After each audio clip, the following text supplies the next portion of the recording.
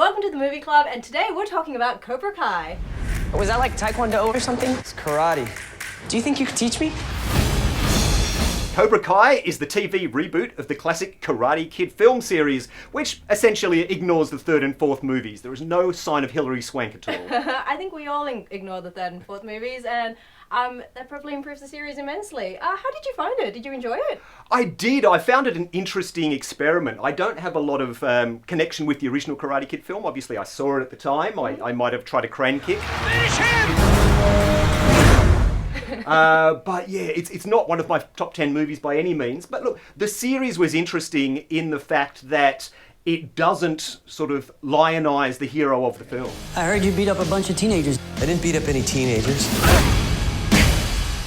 I kicked the crap out of a bunch of assholes who deserved it. And that's what I loved about it. Seeing the entire original movies from the villain's perspective was really refreshing. And as someone that's maybe only watched the movies once or twice, you know, most 80s movies to me always seem to present the good guy as the bad guy.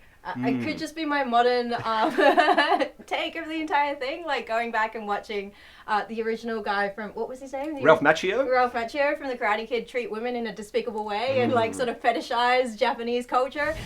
After 30 years, I thought that guy might have changed, but he's still the same prick. I heard you beat... I think it's kind of nice to see how authentically they deal with what happened back then. Exactly. William Zabka is the lead actor in this, playing Johnny Lawrence. You've trained hard.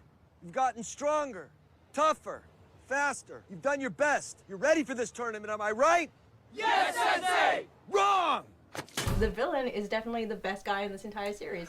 Exactly, even though, particularly in the first season, he is somewhat problematic in his old school views of the world. You one of those challenged kids? The doctor said I could be on the spectrum.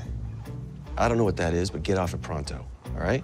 Especially his treatment towards women. I absolutely love when they tried, you know, those 80s sort of lines on the modern women and it just did not work. And I'm like, did it ever really work in the 80s either? Figure this out, all right? Just quit bitching at me.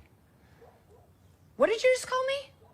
Overall though, did any of this resonate with you as like an older gentleman? It did, but probably not the way that the filmmakers intended it to, because when Johnny was educating the young punks about what music sounds like, I was actually nodding, going, yeah, Johnny, he's on the number here. Change that ringtone, get some Guns N' Roses or something. What's Guns N' Roses? I'm gonna pretend you didn't say that.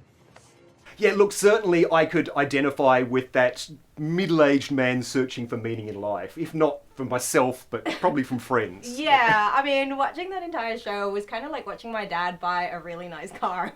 In that, you know, he's definitely trying to feel younger, but in a really authentic, endearing kind of way. Like, on the one hand, it could have ended up quite shallow and, like, a little bit tokenistic, but there's just something kind of genuine about this entire series, isn't it? It's like they really lean into how campy and 80s and nostalgic it is, and I think that's actually one of its strengths. Yeah, absolutely. So look, check out Cobra Kai if you like redemption stories and you think music was at its best in the 80s. In fact, 5th season is dropping any day now, isn't it? So now's a good time to catch up. That's a good time to binge. Thank you.